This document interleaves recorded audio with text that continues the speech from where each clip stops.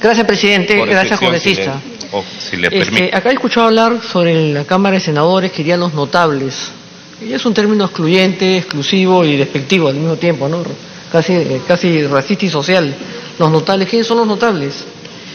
Yo quiero recordar, por ejemplo, en la década de la centuria de 1800 y gran parte de 1900, los notables, ¿quiénes eran? Los grandes hacendados, los terratenientes, los grandes empresarios mineros que venían pues en carreta, jalados por mulas, después en carretas mejor sofisticadas, después en carros con llanto y después con 4x4.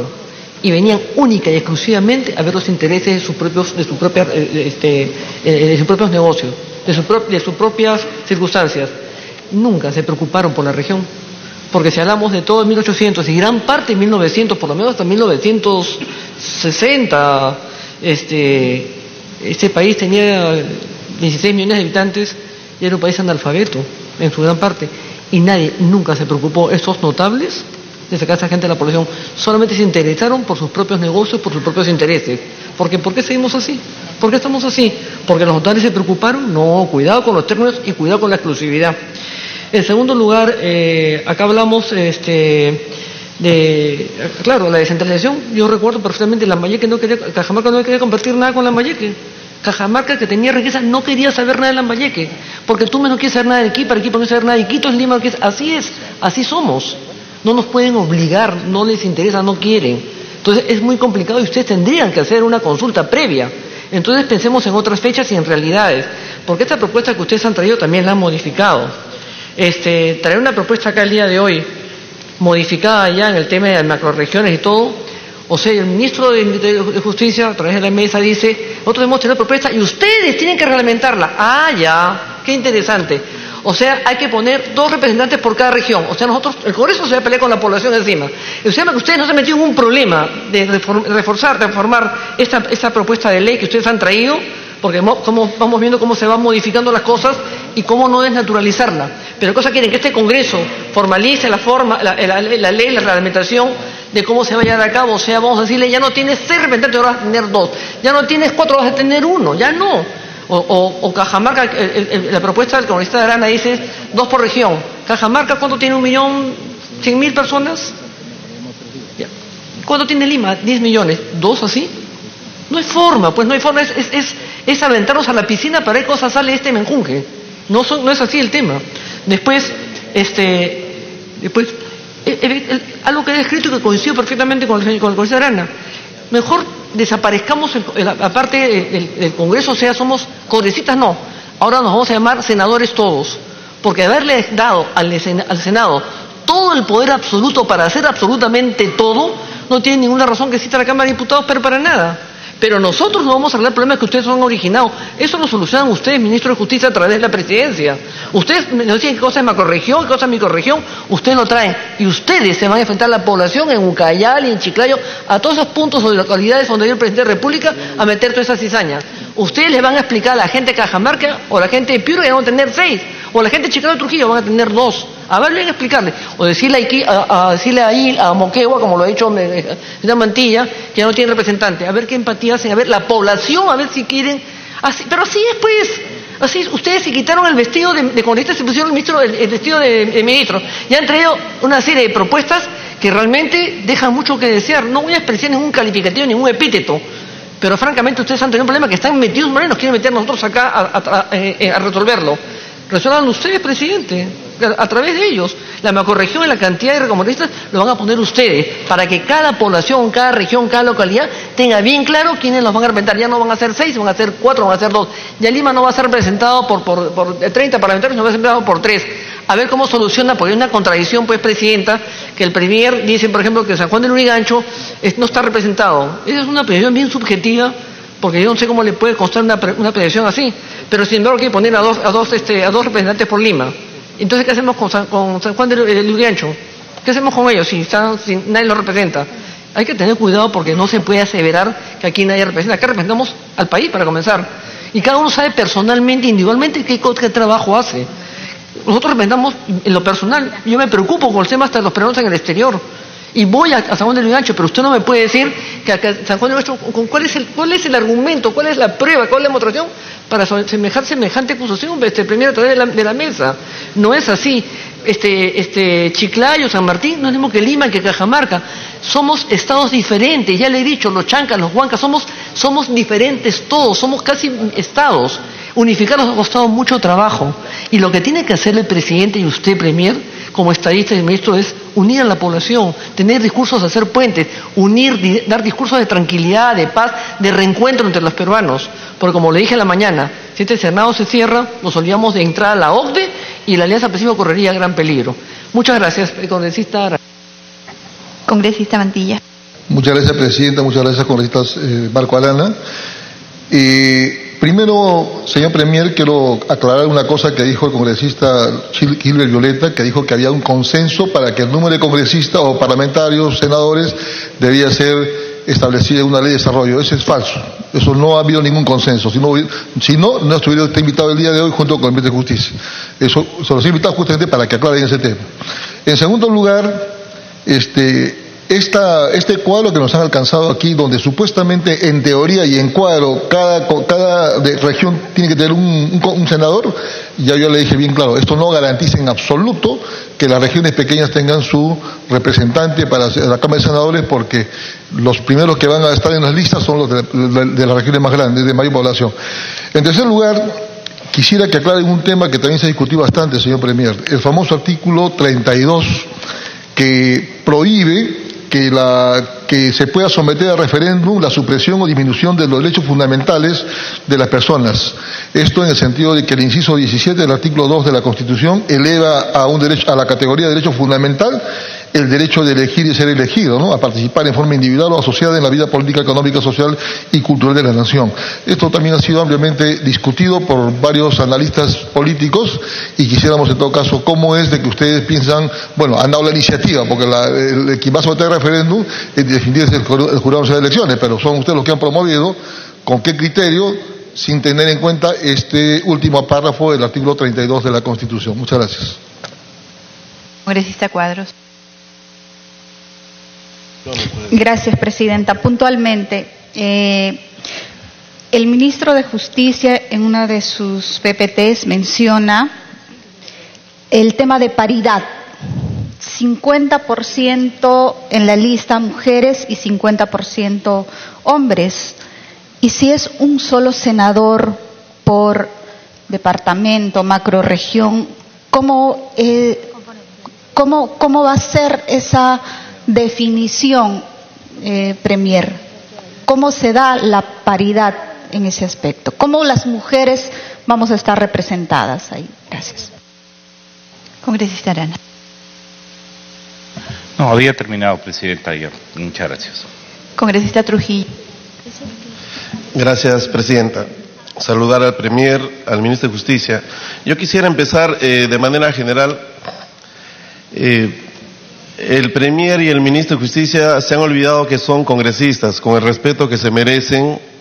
Nos han dejado temporalmente para asumir un cargo designado, porque ellos fueron elegidos así como nosotros como congresistas. Y me sorprende que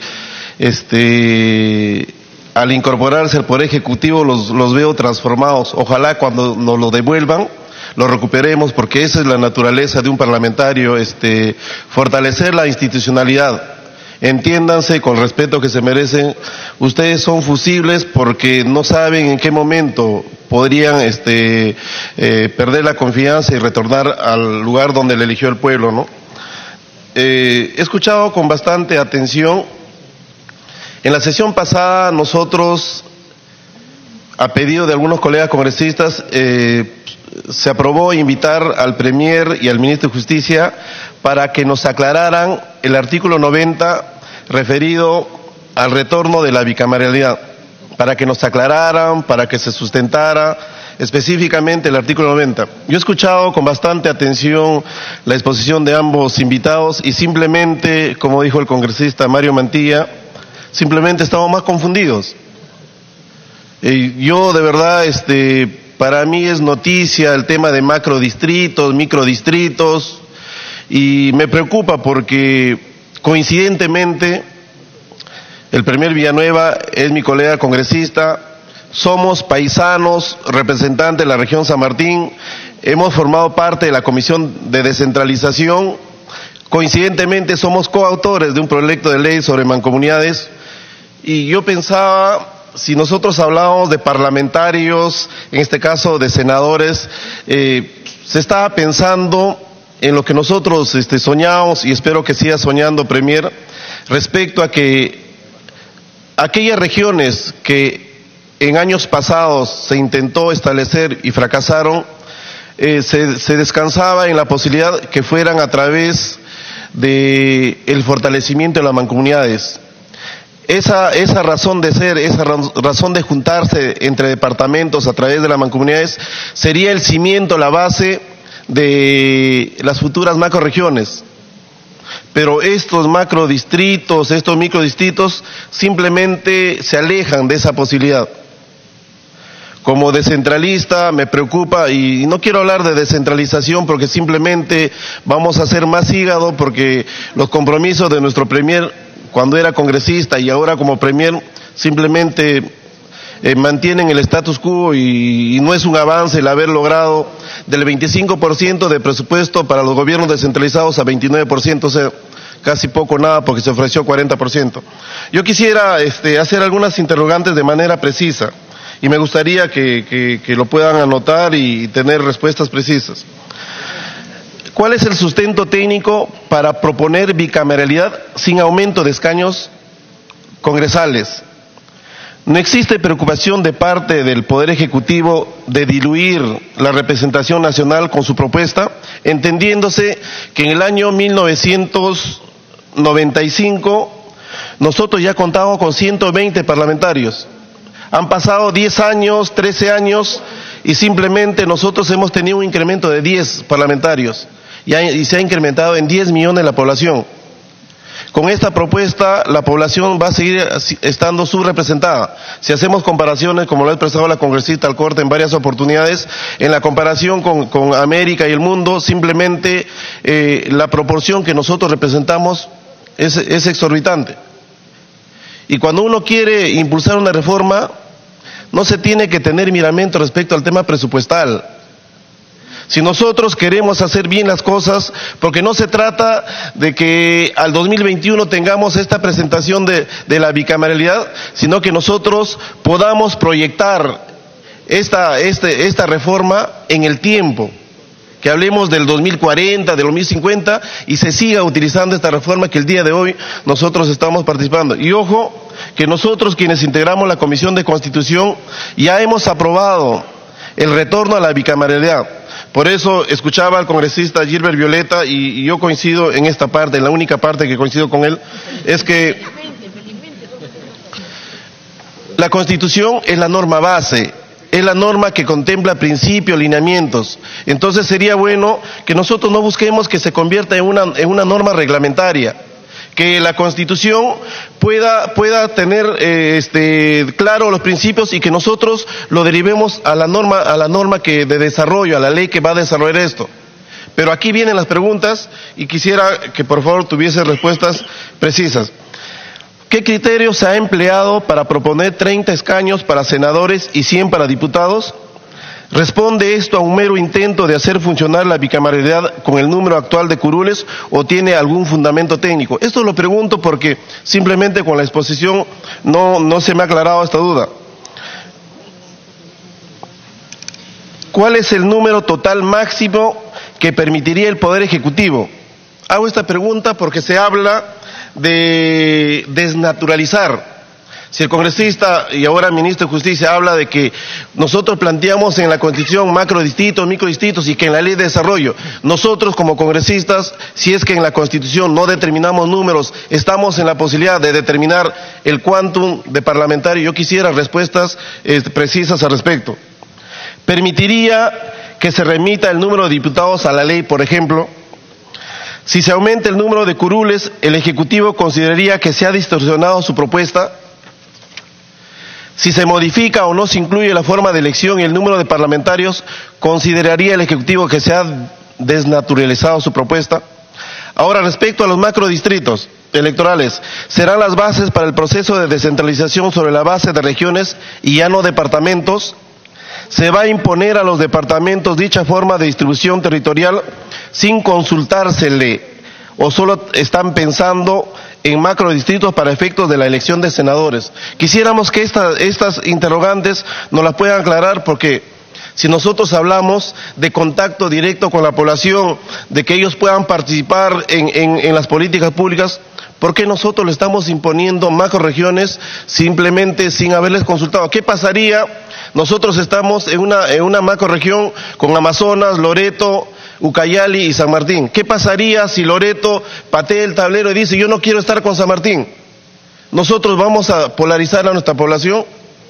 Porque nosotros no hemos esperado primero en definir las macroregiones y luego hacer la otra parte que corresponde para la designación de senadores. ¿No cree que los microdistritos podrían generar mayores dificultades para arribar a consensos debido a que los congresistas representarían intereses distintos?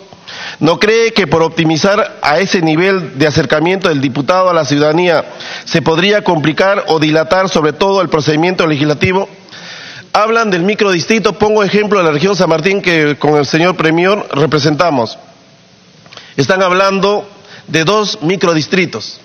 La región San Martín tiene 10 provincias y he leído en las láminas, en las dispositivas, que están proponiendo que los dos microdistritos, uno comprenda 2 distritos. Entenderé que es la provincia de Rioja y Moyobamba, y las 8 otras provincias serían el segundo microdistrito. Entendemos que hay una diferencia abismal en población, o sea, van a haber 2 representantes de diputados para una población más pequeña que comprende 2 provincias, y van a existir 2 representantes para 8 provincias que, entendiéndose que la población es mayoritaria. De la misma manera, yo quisiera al señor ministro preguntarle, usted expresó que el no mayor número, sino la mayor credibilidad respecto a los congresistas. ¿Cómo el modelo propuesto generaría mayor credibilidad y cercanía con la población? ¿En qué se sustenta esta frase? ¿Cuáles han sido los criterios para establecer los 50 ejes de desarrollo y por lo tanto los microdistritos? Al ejemplo que yo hacía con la región San Martín. Si el estándar es 6 macroregiones con 5 macrodistritos cada una, ¿qué criterios se han tomado para delimitar cada macroregión y cada macrodistrito? ¿Solo territoriales? ¿No hay criterios culturales, lingüísticos y otros? Se está diluyendo la representación nacional. Y quiero culminar, Presidenta, en la 6ª diapositiva del Premier, en su exposición, coloca una alerta que dice: todos los departamentos sin excepción tendrán al menos un senador. Si hay esta premisa, yo le pregunto, ¿cuál sería entonces la utilidad de los macrodistritos o macroregiones? Si ustedes ya han definido que cada departamento va a tener un senador. O sea, ¿qué sentido tiene proponer los macrodistritos o las macroregiones? Yo quiero culminar haciendo una exhortación. El Congreso es el principal poder del Estado. Nosotros tenemos la obligación no solamente de representar con dignidad, con transparencia, con hidalguía a nuestra población. Y no se trata de que coyunturalmente nosotros podamos transformar nuestros comportamientos. La idea es, si nosotros queremos que se fortalezca el Congreso como tal, decaído por siempre porque es una práctica en el mundo, pero ahora aún más porque se han dedicado desde el Ejecutivo a mellar la imagen del Congreso. No nos olvidemos, y ustedes de manera especial, con el respeto que se merecen, ustedes son congresistas. Y como congresistas es la obligación de todos de fortalecer este principal poder del Estado. Y no nos mezclen con la corrupción que no tiene nada que ver. El CNM, el Poder Judicial, el Ministerio Público, ellos ya han sido prácticamente identificados como órganos que han sido salpicados de manera grave por la corrupción. No nos mezclen con ellos porque nosotros no tenemos nada que hacer. Y por favor, el Congreso de la República, el partido que yo represento, Fuerza Popular, está a disposición del pueblo para hacer las reformas que sean necesarias, pero sin menoscabar y sin aceptar mandatos imperativos. Gracias, Presidenta. Gracias, congresista Gilmer Trujillo. Congresista Úrsula Letona. Gracias, Presidenta. Gracias, Presidenta. Sí, en la misma línea de lo que hemos venido escuchando, no termino de poder entender cuál es el sustento para estas divisiones que nos vienen a comentar tanto el Premier como el Ministro de Justicia, Presidenta. Y es que quienes hemos seguido el debate, por ejemplo, escuchando a Percy Medina de Transparencia, señalaba claramente que la tendencia mundial es establecer principios de representación. Y los principios de representación tienen que ver justamente con la necesidad de que no exista subrepresentación y que además la distribución para generar esa representación tenga a su vez criterios objetivos. En el caso de la propuesta del Ejecutivo, no se puede determinar claramente cuáles van a ser esos principios, mucho menos los criterios para la elección de cada Cámara. Y lo que se ha señalado, por ejemplo, como sustento de esta representatividad, es fomentar la igualdad de participación política de hombres y mujeres y propiciar una mejor representación regional. Pero se ha obviado, en forma grosera, establecer o detallar cuáles son los principios que han sido elegidos de acuerdo a la doctrina, a la academia, que regirían la representación en el Perú. Yo entiendo y espero que sea por la premura que el propio Ejecutivo ha impuesto en esta importantísima reforma, porque si nosotros nos vamos a analizar cómo se realizan esta clase de reformas, no voy a decir en países OCDE, porque creo que aún estamos lejísimos, sino en países de la región, es que estas reformas, el único cronograma que tienen es la profundidad del debate. Y hoy este Congreso ha claudicado a su derecho constitucional de debatir una reforma tan trascendente como es la bicameralidad. Nos han puesto plazos, incluso algunos representantes del Poder Ejecutivo señalan en forma muy pintoresca que debemos aprobar esto al 4 de octubre. Entonces, la verdad es que a mí, Presidenta, con la rebeldía que me caracteriza, me resisto a aprobar una reforma de este tipo. Soy un poquito rebelde. En estas formas, en estos extremos tan poco vinculados con los principios de representatividad que han regido todas las reformas de bicameralidad en nuestra región y en el mundo. No hay una reforma sobre bicameralidad o parlamentaria que haya obviado los principios de representación. Esta podría ser la primera. En segundo lugar, Presidenta, del análisis y de la revisión de la legislación, no debemos olvidar también la operatividad de cualquier sistema, ya sea lo que tenemos actualmente, la unicameralidad, o la bicameralidad, que es el que nos proponen adoptar, porque el nivel de decisión política que tengamos para la operatividad del sistema también es muy importante. Yo escuchaba la contradicción entre el vocero de Peruanos por el Cambio y el Ministro de Justicia respecto a llevar este tema de la operatividad a una ley orgánica. Entonces, la verdad es que no sé si han coordinado o yo no he entendido bien, pero creo, por supuesto. Congresista Violeta. Presidenta, yo no encuentro, a través suya para la congresista electoral, no encuentro ninguna contradicción